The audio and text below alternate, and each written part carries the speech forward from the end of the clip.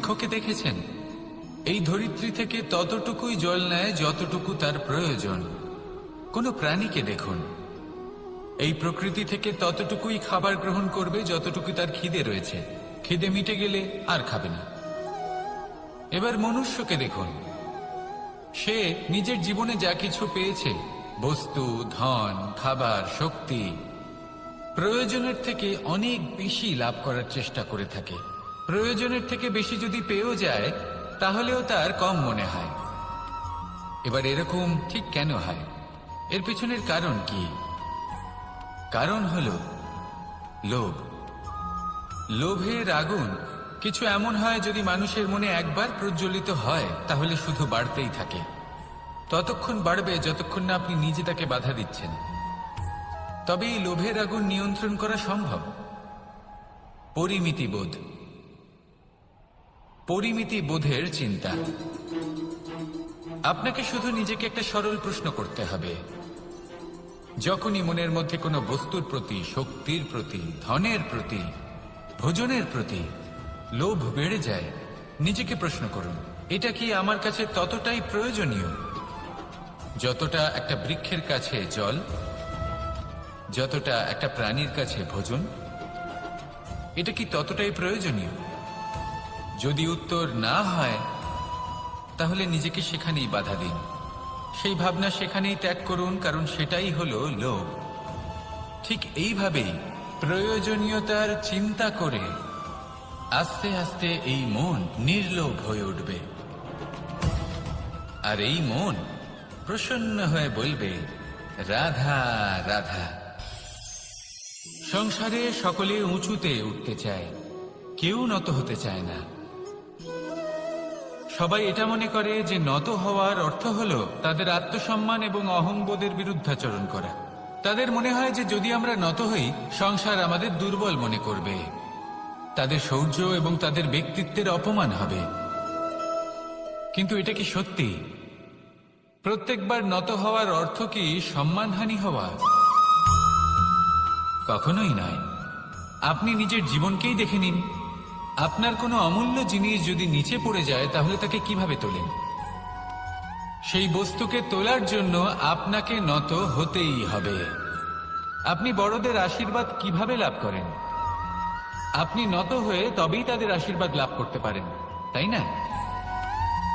ভেবে দেখুন, আপনি একটা পথে হাঁটছেন, আপনি দেখতে চাইছেন যে আপনি সঠিক পথে হাঁটছেন কিনা, পায়ের নিচে কাঁটা পড়ে আছে কিনা। কিভাবে দেখবেন? আপনাকে সেই মাথা নত করেই দেখতে হবে। এর অর্থ কি? অর্থ খুব সহজ। প্রত্যেকবার নত হওয়া অনুচিত নয়, সেটা কোনোভাবেই সম্মানহানি নয়। পরিস্থিতি অনুসারে এবং যেখানে প্রয়োজন আপনি নত হতে শিখে গেলে আপনি অনেক কিছুই লাভ করতে পারবেন। জ্ঞান, মান, গুণ, বিশ্বাস। সেই জন্য প্রয়োজন এবং পরিস্থিতি অনুসারে নত হতে শিখুন, এতে অনুচিত কিছুই নেই। আত্মসম্মান থাকা অত্যন্ত প্রয়োজনীয়, কিন্তু তা যেন কখনো অহংকারে পরিণত না হয়। এই বিষয়ে অবশ্যই নজর রাখবেন এবং আমার সাথে ভালোবেসে বলবেন, রাধা রাধা। মানুষের জীবন দেখলে এতে সংকটও আসবে, বিপদও আসবে, অনেক সমস্যাও আসবে। কখনো কখনো এমন সময় আসবে যখন আমাদের আপনজনের থেকে সাহায্য চাইতে হয়। আমরা সাহায্য চাই আর তারা সাহায্য করেও দেন, আমাদের সংকট থেকে মুক্তও করে দেন।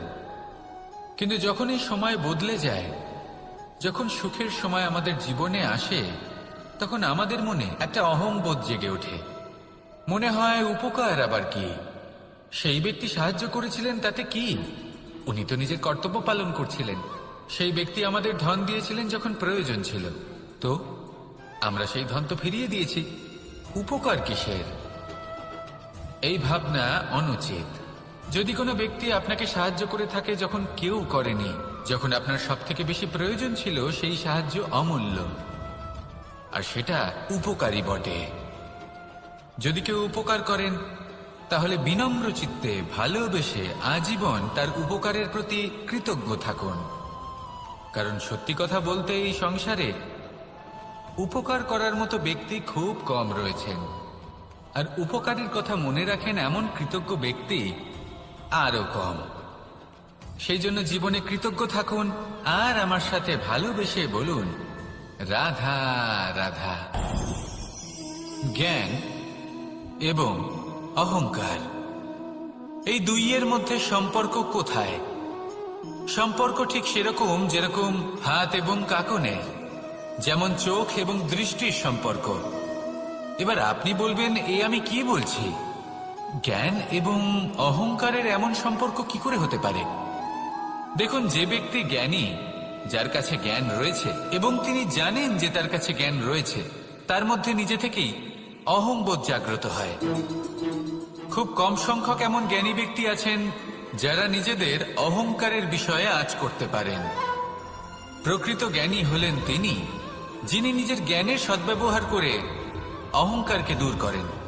উচিত সময়ে বুঝে যান, নিজের অন্তর যাচাই করে এই বিষয়টা দেখেন যে তার অন্তরে অহংবোধ জাগ্রত হচ্ছে এবং নিজেকে সেখানেই থামিয়ে দেন, যাতে অহংকারের পথে তিনি অগ্রসর না হয়ে যান। এই অহংকার কখন উচিত, কখন অনুচিত, কখন প্রয়োগ করা উচিত, উচিত নয়, কখন বাধা দেওয়া উচিত, এটা শেখা অত্যন্ত প্রয়োজনীয়। আর যদি এটা আপনি শিখতে পারেন, তাহলে আপনি একজন জ্ঞানীও হয়ে উঠবেন এবং সুখীও থাকবেন। তাই মনে রাখবেন, এই জ্ঞান নিয়ে কখনোই অহংকার করবেন না, বরং সবসময় নিজের অহংবোধের বিষয়ে প্রকৃত ধারণা রাখবেন। আসুন আমার সাথে ভালোবেসে বলুন, রাধা রাধা। আপনি অবশ্যই কোনো গাছ দেখে থাকবেন যেখানে অনেক ফল রয়েছে। সেই গাছের ডালগুলি নিজে থেকেই নত হয়ে যায়। কেন? যাতে মানুষ, প্রাণী, এরা সকলে যাতে সেই ফল খুব সহজে গ্রহণ করতে পারেন। এটাই হলো প্রকৃতির শিক্ষা, এটাই হলো প্রকৃতির নিয়ম। মানুষেরও কিছুটা এরকমই হওয়া উচিত।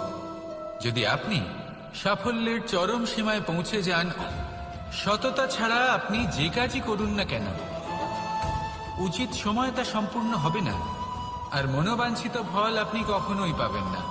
তাই যে কাজই আরম্ভ করুন না কেন, সততার সাথে এবং অখণ্ড প্রচেষ্টার সাথে করুন। তখনই কর্ম এবং তখনই এই জীবন সফল হবে এবং এই মন প্রসন্ন হয়ে বলবে, রাধা রাধা। বিন্দু বিন্দু জলেই সাগর নির্মাণ হয়। এবার এই কথা আমরা সকলে জানি। আপনি কি এই কথাটা জানেন যে ছোট ছোট সুখের দ্বারাই বড় সুখ লাভ করা যায়? একজন বাবাকে দেখুন, সন্তানের জন্ম থেকে তার যুবক হওয়া পর্যন্ত তার সাথে ছোট ছোট সুখ যাপন করেন। এই ছোট ছোট সুখগুলি তাদের প্রেমের সম্পর্কে গভীরতা নিয়ে আসে এবং প্রেমের এই গভীরতা তাদের জীবনে বড় সুখ নিয়ে আসে। এটা ঠিক সেই রকম যেরকম বিশাল এক সমুদ্রে, গভীর এক সমুদ্রে অমূল্য রত্ন খুঁজে পাওয়া যায়। এটাও ঠিক সেই রকমই। সেই জন্য জীবনে বড় বড় সুখের খোঁজ করতে গিয়ে সময় নষ্ট করবেন না। এই যে ছোট ছোট সুখ আছে, এগুলোকে যাপন করা শুরু করুন, এগুলোর আনন্দ লাভ করুন, এগুলো নিয়ে উৎসব পালন করুন। প্রেমের গভীরতা বুঝুন আর এই গভীর প্রেমে মন নিমজ্জিত করুন। তারপরে দেখুন, এই মন আর এই জীবন সুপ্রসন্ন হয়ে বলবে, রাধা রাধা। কথায় আছে, অন্ধকারে প্রদীপ প্রজ্বলিত করলে চতুর্দিক আলোকিত হয়।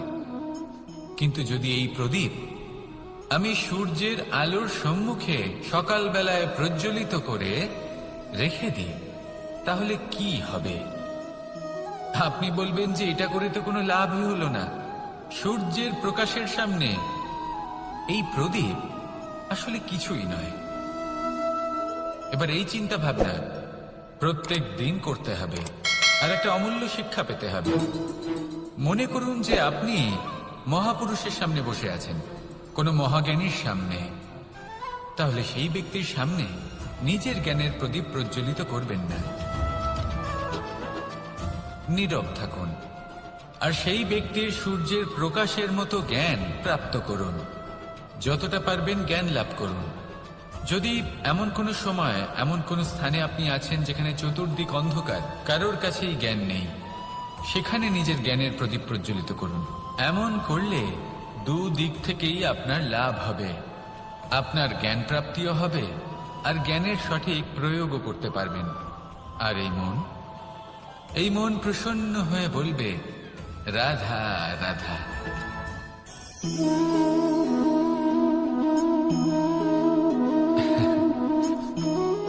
ঘুমের মধ্যে আমরা বিভিন্ন ধরনের স্বপ্ন দেখি, কিছু সুখের, কিছু দুঃখের, কিছু অত্যন্ত ভয়ানক। কিন্তু সত্যি কথা বলতে এর উপর আমাদের কোনো নিয়ন্ত্রণ নেই। কিন্তু আমি এমনও কিছু ব্যক্তিকে দেখেছি যারা খোলা চোখে স্বপ্ন দেখেন এবং তা যাপন করেন। নিজেদের একটা আলাদা স্বপ্নের নগরী আছে ওনাদের, সেখানেই জীবন যাপন করেন। আসল বাস্তবটা কি তাতে ওনাদের কিছুই যায় আসে না। এমন কিছু মানুষ আছেন যাদের কাছে বিন্দুমাত্র জ্ঞান নেই, সে না হয় ঠিক আছে, কিন্তু জ্ঞান এমন ভাবে প্রদান করবেন যে মনে হবে সংসারের সমস্ত জ্ঞান তাদের কাছেই রয়েছে। এমন কিছু মানুষ আছেন যারা ভালোবাসতে জানেন না, আর তাও আমি মেনে নিলাম। কিন্তু কথা এমন ভাবে বলবেন তাতে মনে হবে যেন প্রেমের বিষয়ে সবকিছু শুধুমাত্র ইনিই জানেন। এবার আমি এমন কথা অবশ্যই বলছি না যে আপনি এরকম করেন, কিন্তু যদি কোনো ব্যক্তি এরকম করেন তাহলে তার এটা মাথায় রাখা উচিত যে সেই ব্যক্তি অন্য কারোর সাথে নয়, নিজের সাথে অনুচিত করছেন। কারণ এমন কাজ করে উনি নিজের দোষ, নিজের অপগুণ সংসারের কাছে নয়। আমি কি আজ সেই জীবন যাপন করছি যেমন আমি যাপন করতে চেয়েছিলাম? যদি এই প্রশ্নগুলোর উত্তর হ্যাঁ হয় তাহলে এগোতে থাকুন, নয়তো থেমে যান এবং বিচরণ করুন। মনে রাখবেন, এই সংসার অত্যন্ত জটিল, আর এতে হারিয়ে যাওয়া অত্যন্ত সরল। সেই জন্য নিজে থেকে বারবার থামা এবং জীবন চিন্তন করা অত্যন্ত আবশ্যক। তাহলে সেটাই করুন, আর আমার সাথে ভালোবেসে বলুন, রাধা রাধা। এই সংসারে জয়লাভ করার জন্য, সাফল্য লাভের জন্য শক্তি, ধৈর্য, সাহস, মিত্রদের সঙ্গ, এই সব ছাড়া আর কি আছে যা অত্যন্ত প্রয়োজনীয়? বিশ্বাস। সত্যি কথা বলতে এই বিশ্বাস অত্যন্ত অমূল্য, কিন্তু এটা দুদিক খোলা তলোয়ারের মতো। এটা আপনাকে বলশালীও করে তুলতে পারে, শক্তিশালীও করে তুলতে পারে, আবার দুর্বলও করে তুলতে পারে। কিভাবে? যদি আপনি শুধুমাত্র অন্যের উপরে বিশ্বাস করেন যে ওনারা সবাই আমাকে সামলে নেবেন, আপনার বিশ্বাস শুধুমাত্র অন্যের উপর, আর সেই বিশ্বাসের ভিত্তিতে আপনি কর্ম করেন, তাহলে আপনি দুর্বলই হয়ে উঠবেন। কিন্তু এই বিশ্বাস যদি আপনি নিজের উপর রাখেন যে যাই হয়ে যাক না কেন আমি নিজেকে ঠিক সামলে নেব, আমি আমার পথ বানিয়ে নেব, সব বিপদের সম্মুখীন আমি নিজে হব এবং জীবনে সামনে এগোতে থাকব, তাহলে এই বিশ্বাস আপনাকে বলশালী করবে। এবার সিদ্ধান্ত আপনার যে আপনি কি চান, এই বিশ্বাস আপনাকে বলশালী করবে নাকি দুর্বল। ভেবে দেখুন, আর আমার সাথে ভালোবেসে বলুন, রাধা রাধা। এই সংসারে সব থেকে বেশি কঠোর এবং বলশালী ধাতু হল লৌহ, অর্থাৎ লোহা। হয়তো সেই জন্যই সকল অস্ত্র, সকল শস্ত্র, সকল বাহন যখনই এদের নির্মাণ হয় তখন সব থেকে বেশি ব্যবহার এই লোহাকে করা হয়। এবার এই লোহার একটা বিশেষ গুণ রয়েছে, সেটা এটাই যে লোহাকে আপনি অন্য কোনো ধাতু দিয়ে কাটতে পারবেন না। লোহা দ্বারা এই লোহাকে কাটা সম্ভব। এবার এটা কিভাবে সম্ভব? যে লোহাকে কাটতে হবে তাকে গরম করা হয়, যে লোহা দ্বারা কাটতে হবে সেটাকে ঠান্ডা রাখতে হয়, অর্থাৎ ঠান্ডা লোহা দ্বারা গরম লোহা কাটা হয়। এবার এই যুক্তি, তার প্রয়োগ আমাদের জীবনেও করা যেতে পারে। যদি আপনার কাছে শক্তি থাকে, যদি আপনি বুদ্ধিমান হন, আর যদি আপনার মন স্থির হয়, শান্ত হয়, তাহলে এই সংসারকে আপনি বদলাতে পারবেন। কিন্তু যদি আপনি শক্তিশালী হন, বুদ্ধিমান হন, কিন্তু আপনার মন অস্থির হয়, আপনার মন স্থির না থাকে, কোথায় কোথায় আপনি রেগে যান, তাহলে আপনি কখনোই সংসার বদলাতে পারবেন না। যদি পরিস্থিতিকে নিজের মতো গড়ে নিতে হয়, তাহলে ধৈর্য, সংযম এবং স্থিরতার শীতলতাকে আপন করে নিতে হবে। আসুন আমার সাথে ভালোবেসে বলুন, রাধা রাধা। সঙ্গীত হলো আমার অত্যন্ত প্রিয়। আমার বাঁশির সুর আমার মনের শান্তি এবং ভালোবাসার প্রতীক। সেজন্য যে ব্যক্তি আমার বাঁশির সুর শোনত হয়ে উঠতে চাই, সূর্যের মতো তেজস্বী, প্রকাশময়, যশস্বী। সূর্যের মধ্যে এতটাই তেজ থাকে যে সবাই তার সামনে নত হয়ে থাকে। সেই কারণেই সূর্যকে যশদানের গ্রহ বলা হয়। আমরা সবাই সূর্যের মতো উজ্জ্বল হতে চাই, কিন্তু তার জন্য সূর্যকে প্রত্যেক দিন জ্বলতে হয় এই সংসারে শুভ ভাব, পবিত্রতা নিয়ে আসার জন্য, প্রকাশ ছড়িয়ে দেওয়ার জন্য। সূর্যকে প্রত্যেক দিন অস্তও যেতে হয়, আবার উদিতও হতে হয়, প্রত্যেক দিন জ্বলতে হয়। সূর্য একদিনের জন্য অবকাশ লাভ করেন না। আর যদি অবকাশ পেতেন তাহলে সূর্যকে আর সূর্য বলা হতো না, তাই শেষ প্রবৃত্তি হল তারা কখনো নিজেকে নিয়ে সন্তুষ্ট হন না, কখনো নিজেকে নিয়ে প্রসন্ন হন না। যা আছে তার থেকে বেশি পেতে চান, যা পেয়ে গেলেন তার থেকে আরো বেশি পেতে চান। নিজেদের জীবনে বদল, পরিবর্তন আনতে চান। আর এই প্রবৃত্তি এই সংসারের সবচেয়ে মহান, কারণ এই প্রবৃত্তির জন্যই সংসারের বিকাশ হয়। কিন্তু এই বদলের জন্য মানুষ তার খোঁজে থাকেন যা তার জীবনে বদল আনতে পারবে, তাকে পথ দেখাতে পারবে, তার জীবনে পরিবর্তন আনতে পারবে। আর তাই মানুষ সংসার জুড়ে তাকেই খোঁজেন যিনি তার পাশেই আছেন।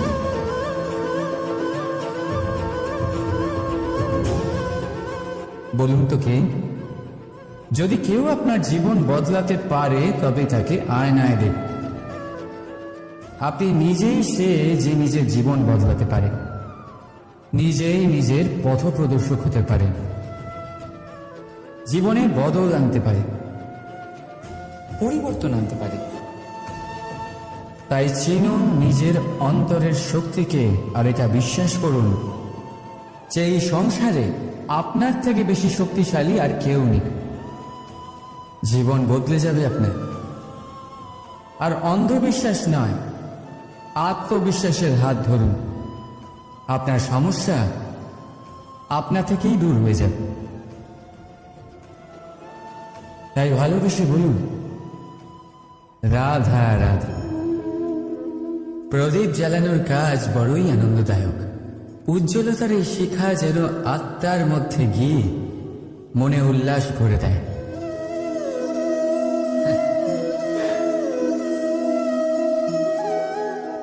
এই আমি কি করলাম? আমি একে নিভিয়ে দিলাম, অথচ এই দিয়েই আমি অন্য প্রদীপগুলি জ্বালিয়েছিলাম।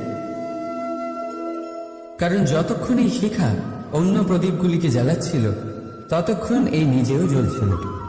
কিন্তু যেই ও এই কাজ করা ছেড়ে দিল তখন একেও নিভতে হল। বুঝলেন? সেরকমই জীবন হল উজ্জ্বলতা দেওয়ার আরেক নাম। যদি জীবনে শুভ কাজ করেন, অপরের উপকার করেন, অন্যদের সহায়তা করেন, তাহলেই জীবিত থাকবেন। আর যেদিনই কাজ করা আপনি বন্ধ করে দেবেন, শ্বাস প্রশ্বাস নেওয়া সত্ত্বেও মৃত হয়ে যাবে। তাই যতক্ষণ শ্বাস চলছে আশারূপী উজ্জ্বলতা ছড়াতে থাকুন। বিশ্বাস করুন, মৃত্যুর পরেও আপনি অমর থাকবেন। তাই ভালোবেসে বলুন, রাধা রাধা।